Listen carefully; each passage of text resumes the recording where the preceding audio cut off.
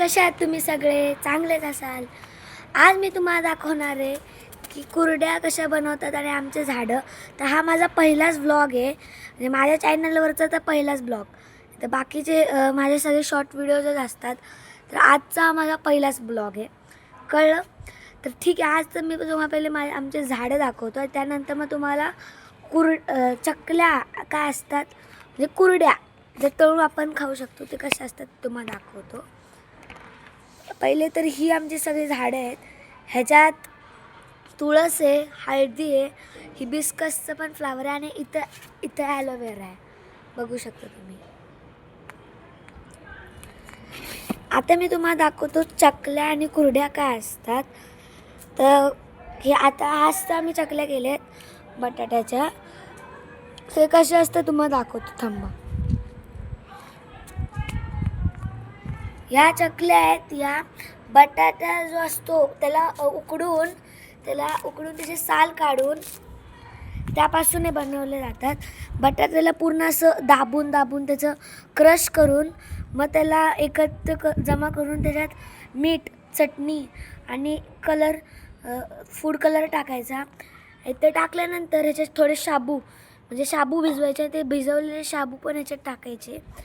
ते टाकल्यानंतर मग हे असे गाळायचे, जे चकली आपण ज्याच्याने गाळतो ना त्याच्याने अशी गाळायचे आणि याला 2-4 दिवस सुकायला ठेवायचं. हे सुकले की याला तळून हे खायचं. हे उपवासासाठी पण चालतं, कारण हे बटाट्यापासूनच बनलेलं असतं ना, त्यामुळे हे उपवासासाठी पण चालतं. उपवासासाठी खूप उत्तम असतं. आणि ह्याच्यात अजून एक प्रकार असतो, तो म्हणजे कुरड्या म्हणजेच काय की रव्याला भिजवून त्याला चांगलं असं मिक्स करून त्यात चटणी मीठ टाकून मग त्याला पूर्ण असं घट्ट शिजवायचं. मग रवा एकदा का शिजला की शिजलेल्या रव्यापासून मग तुम्हाला मग ते पण ह्याचे जे साचे असतात ना, ते साचे लावून ते गाळायचं. ते गाळल्यानंतर मग ते वरती गाळल्यानंतर त्याला एक 2 दिवस लागतात जवळपास. ते झालं की मग 2-3 दिवस त्याला सुकायला ठेवायचे असेच नॉर्मली.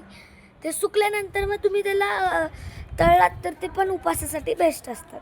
आणि शाबूच्या पापड्या तर तुम्हाला माहितीच असेल. शाबूला आपल्याला असं करायचं, मग त्या पाणी टाकायचं थोडं, शाबू असं मिक्स केलं की ते पापड्या आपल्याला वरती येऊन टाकायच्या. त्या अजून आम्ही केल्या नाहीत.